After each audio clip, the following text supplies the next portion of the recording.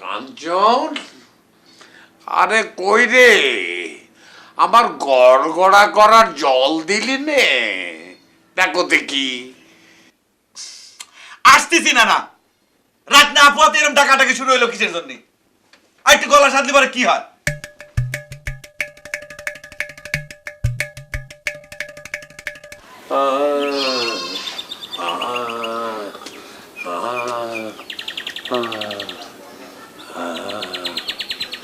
ভোরের প্রথম আলো জনন্তীকে বলে গিয়েছো তুমি আমার হবে, জনন্তীকে তুমি বলে গিয়েছো তুমি আমার হবে।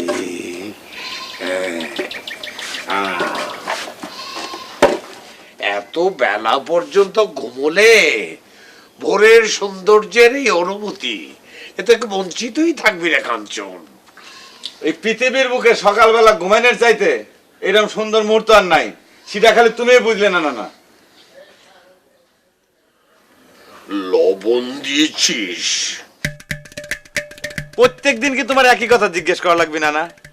তোমার পানিতে যে লবণ দেওয়া লাগবে সেটা আমার মুখস্থ হয়ে গেছে। কি করে বুঝবো বল? তোকে যে আমি এত করে বলি যে পানিকে জল বলবি, তো সেইটাই তো তোর এতদিনও মুখস্থ হলো না। এটা তো মুখস্থ হওয়া না হওয়ার কোনো বিষয় না। না আমি মুসলমানের সওয়াল হয়, আমি জীবনে কোনোদিনও পানিক জল কবের পারবো না। এসব তুই কি বলছিস মূর্খ?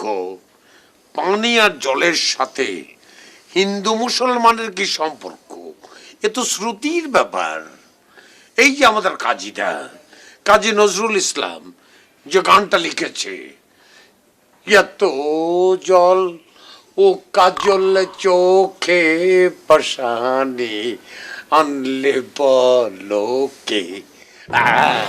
না কথার মধ্যে ছিল সেটাই তো ভালো ছিল, আবার গান শুরু করলে কে? না মানে বলছিলাম কি, এখানে তো কাজীদা জলের জায়গায় বলতে পারতেন এত পানি ও কাজলে চোখে।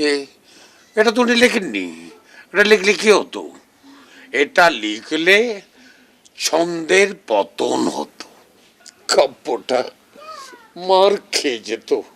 সবকিছু গানের সাথে মিলে বের যায় না তো। না এই তোমার গরম জলে গরম পানি কলিবার কি এরম কাব্য নষ্ট হয়ে যায় তো কত? কাব্য হয়তো নষ্ট হয়নি, কিন্তু ছন্দটা নষ্ট হয়। হোক, তোমার ছন্দ নষ্ট হোক, আমি পানি কি কব? শোনো, বেশি কথা না কয়া এই পানিতে যা করতেছিলে গড়গড়া করে সেটা করে শেষ করো। পানি ঠান্ডা হলে পরে কিন্তু আমি পানি আনি দিতে পারবো না। আরে আমার যষ্টি মধুর কৌটোটা দিয়ে যাস। হ্যাঁ।